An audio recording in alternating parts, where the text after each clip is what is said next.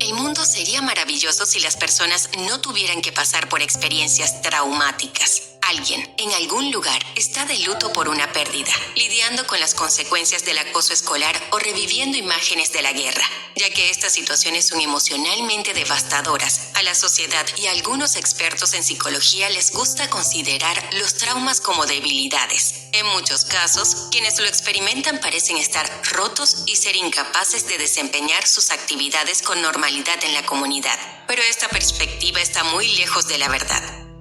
Aunque pueda parecer extraño, las respuestas emocionales desencadenadas por el trauma, es decir, los mecanismos de afrontamiento, son signos de fuerza interior. Indican que el cuerpo cuenta con recursos para luchar y protegerse de experiencias potencialmente abrumadoras. Por ejemplo, ¿alguna vez has visto a alguien tirado en el suelo en un momento de gran tensión?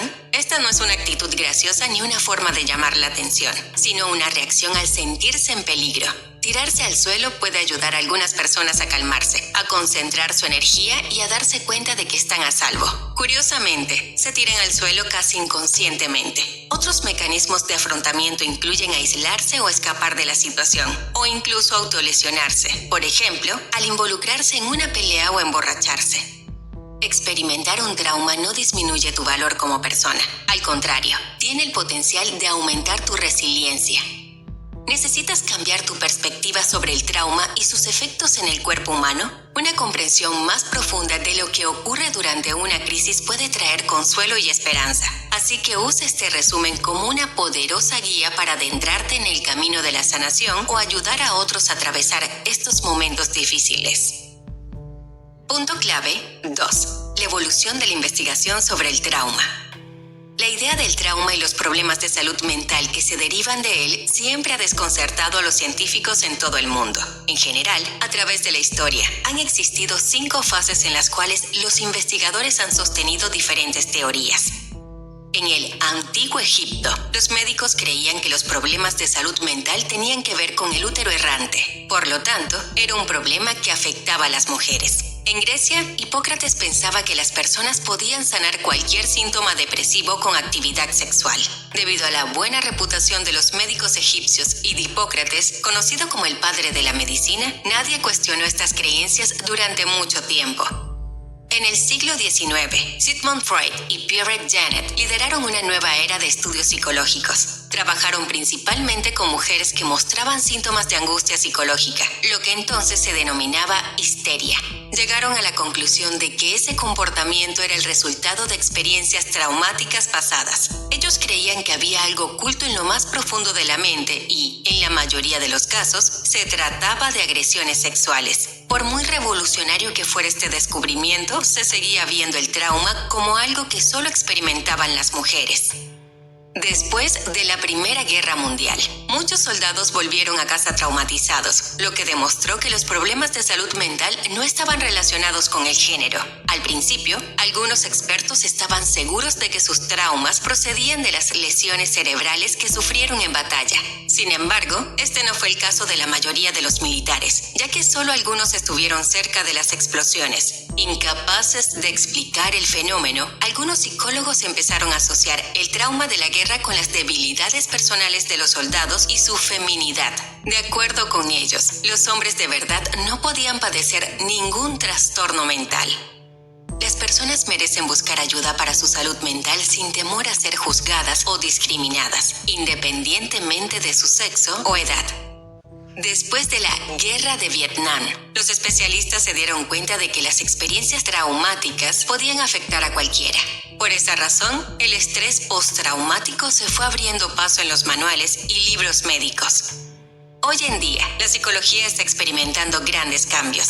Las tecnologías modernas, como los escáneres cerebrales, pueden mostrar lo que ocurre en la mente de las personas traumatizadas y la gravedad de algunos síntomas. ¿Sabías que? Cuando Sigmund Freud se dio cuenta de que la mayoría de sus pacientes sufrían agresiones sexuales, decidió abandonar esta área de sus estudios. La mayoría de las mujeres que trataba pertenecían a la clase alta, por lo que revelar detalles tan impactantes sobre ellas era demasiado provocador. Punto clave 3. Los trucos que te hace el cerebro. La fase moderna de la investigación del trauma trae consigo la idea de que las emociones están profundamente arraigadas en el cerebro de las personas. Por lo tanto, la respuesta al trauma no es solo un estado mental, sino un proceso biológico. Cuando vives una experiencia cotidiana, ya sea una conversación con un amigo o unas vacaciones con la familia, activas tu hipocampo, una zona del cerebro que almacena información del entorno y la convierte en recuerdos. Esos recuerdos están organizados y son coherentes, y pueden evocar emociones como la alegría o la tristeza. Además, tu cerebro los clasifica. En otras palabras, les asigna significados. Pero, si experimentas un acontecimiento traumático o una situación potencialmente peligrosa, tu cerebro se comporta de forma diferente. Imagina que tu sistema de alarma se activa de repente por la noche. Oyes el sonido, tu cuerpo se despierta inmediatamente y tu corazón se acelera como nunca. Esto sucede gracias a la amígdala y el tronco encefálico. La primera notifica a tu cuerpo que algo está mal y el tronco encefálico desencadena la producción de hormonas del estrés. De forma lógica, en esos momentos de caos, otras funciones como la creación de recuerdos cohesionados se desactivan. Las personas que sufren agresiones sexuales o físicas o accidentes horribles no suelen recordar la secuencia cronológica de todos los acontecimientos. Su sistema nervioso está tan centrado en la supervivencia que se olvida de tenerlo en cuenta. Sin embargo, se cuelan algunos detalles: el olor, el color de la ropa, la música, las palabras. Todos ellos se convierten en detonantes. Cada vez que una persona los ve o los oye, su cuerpo entra inconscientemente en modo de defensa. Cuentan la historia de un hombre que se desmayaba cada vez que subía en ascensor o por las escaleras. Como estaba bien de salud, los médicos no podían explicar esa anomalía. En terapia, se descubrió que había sobrevivido a un accidente de helicóptero, pero se desmayó en el momento de la catástrofe y no recordaba nada. Por eso la sensación de subir se convirtió en su detonante. Para reducir el poder de los reflejos incontrolables, considera la terapia narrativa. Intenta volver a contar tu historia y restablecer la secuencia cronológica y los detalles más importantes. De este modo, tu cuerpo estará preparado para el olor repentino o la voz que oigas en la calle y atenuará su reacción.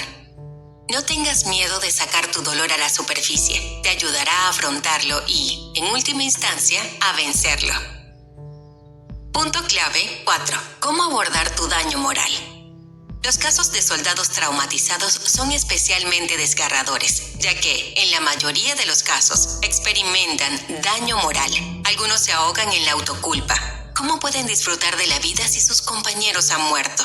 Estos pensamientos pueden abrumar e impulsar a la persona a autolesionarse. Otros veteranos pierden la noción del mundo. Todo lo que saben sobre la vida, la muerte, los principios morales y la justicia se desmorona. Para muchas personas, esta sensación puede resultar familiar. Todos tenemos una serie de suposiciones que aplicamos según nuestro entorno. Un mapa en la cabeza para navegar por nuestra existencia. El cielo es azul, el colegio empieza a las 9 de la mañana. Vives con tus padres, tienes un gato. En tu mente son hechos innegables, pero un día tu gato muere y eso destruye tu mundo. Tu mascota te acompañó durante 10 años, vivió contigo tu infancia y adolescencia y no puedes imaginar tu casa sin ella. Arruina la visión general que tenías. Ahora te das cuenta de que los gatos mueren y si buscas otra mascota, podrías experimentar la misma pérdida dentro de 10 años. Cuando los soldados ven la muerte de sus amigos en el campo de batalla, pueden enfrentarse a pensamientos similares y empezar a cuestionar el significado de la vida y lo justo que es este mundo. La culpa por no haber cambiado el rumbo de los acontecimientos es uno de los sentimientos más devastadores que afligen a las personas que sufren daño moral. Creen que lo que les ocurrió estaba totalmente bajo su control. Por lo tanto, no lograron salvar la vida de alguien o huir de su agresor. Aunque parezca sorprendente, esta perspectiva les resulta mucho más fácil de asimilar, a pesar de ser incorrecta. Si aceptan, aunque sea por un momento, que la vida es impredecible, podrías destrozarlos aún más. Reconocer la falta de control en la vida puede ser difícil, pero puede ser necesario para superar las emociones negativas.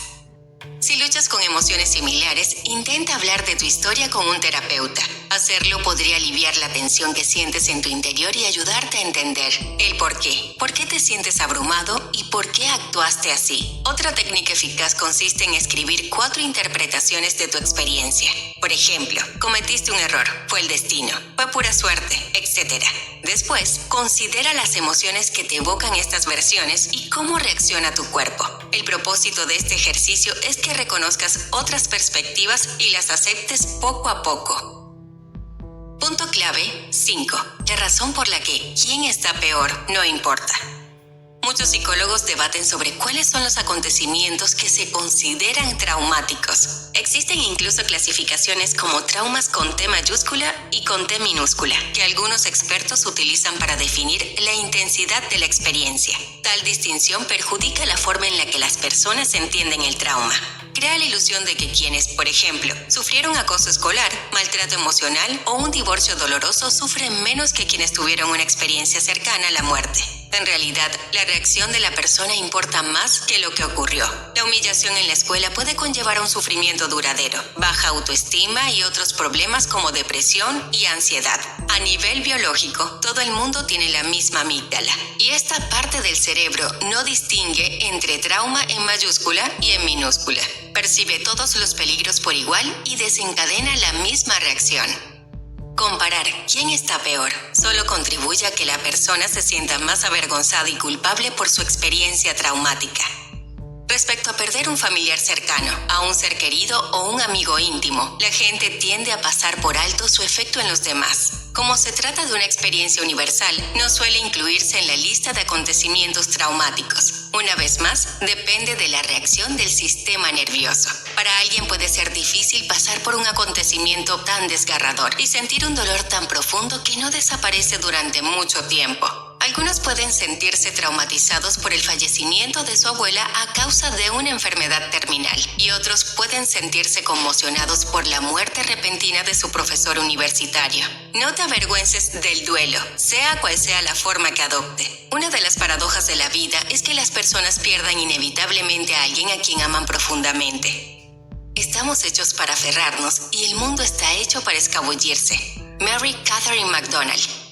Cuando alguien a quien amas muere, es esencial recordar que no se marcha del todo. Su cuerpo sí, pero sus palabras de sabiduría, sus bromas, sus ánimos y los momentos compartidos permanecen contigo toda la vida y puedes transmitirlos a otras generaciones. Haz una lista de todas tus cosas favoritas de esa persona. Así recordarás que siempre vivirá en tu corazón.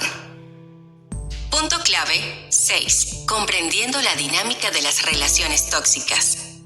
Una relación tóxica es otra experiencia de vida que puede causar un trauma. Esta dinámica puede ser evidente en distintos niveles, quizá entre padres e hijos, amigos y amantes. Durante mucho tiempo, los científicos creyeron que la víctima tenía la culpa del maltrato. En un experimento, les preguntaron a varios hombres que eran violentos con sus esposas por qué se comportaban así. De inmediato, acusaron a sus cónyuges. Según ellos, sus esposas los provocaban. Cuando estos investigadores hablaron con las mujeres, observaron un detalle importante. Todas las esposas de hombres maltratadores tendían a ser retraídas y frías. Los expertos se pusieron de parte de los hombres, ya que creían que esas mujeres podían enfurecer a sus maridos. En aquella época, nadie pensó que el maltrato podía haber cambiado sus rasgos de personalidad, de cálidas y confiadas a distantes. Uno de los factores que puede llevar a alguien al maltrato es el desequilibrio de poder en una relación. Por ejemplo, una de las partes puede ganar más dinero o tener un estatus más alto en la sociedad. Lógicamente, el cónyuge más poderoso podría sentir la necesidad de dominar, mientras que el otro podría tener baja autoestima y someterse por completo. Otro factor que puede hacer imposible abandonar una relación tóxica es la tensión emocional. Después de cada discusión fuerte, debe haber momentos de reconciliación y afecto. En esa situación, el cerebro empieza a producir las sustancias químicas de la felicidad, lo que hace que el individuo fácilmente se vuelva adicto a esas montañas rusas emocionales. No existe un rasgo de personalidad tóxico, sino un patrón de comportamiento que aparece en determinadas circunstancias. Terminar una relación abusiva requiere mucho valor y determinación. Una vez que se convierten en víctimas de abusos, las personas se sienten desesperadas. No ven ningún futuro brillante por delante. Para afrontarlo, permítete tener esperanza. Dedica 15 minutos cada día a soñar despierto. Piensa en la versión más descabellada del futuro que podrías tener. Primero, le dará a tu cerebro un impulso creativo y, segundo, dejarás de estresarte por los acontecimientos futuros y empezarás a notar posibilidades de una mejor vida a tu alrededor. El circuito del miedo y el de la esperanza funcionan como si fueran contrapesos. Levanta uno y el otro bajará automáticamente. Mary Catherine McDonald. Conclusión. La gente del siglo XXI está hablando más sobre el trauma. Por una parte, es algo bueno. Cuanta más cobertura reciban los temas de salud mental, más cómodos nos sentiremos al hablar de ellos. Por otro lado, esta popularización del tema puede llevar a su devaluación. Por ejemplo, en una ocasión, tu amigo puede decirte lo narcisista que es su pareja. En otra, puede quejarse de una fila interminable del supermercado y de cómo esperar allí lo traumatizó. Estos términos se arraigan en la cultura del día a día, lo que hace que la gente olvide lo serios que son. El psicólogo estadounidense Robert Stolorow define 2 indicadores fundamentales del trauma. El trauma es insoportable. En circunstancias normales, sientes todo el espectro de emociones y las conviertes en recuerdos. Cuando estás angustiado, tu cerebro se niega a registrar toda esta información. Puede que lo oculte en lo más profundo de tu mente y te proteja con mecanismos de afrontamiento. No existe un hogar relacional.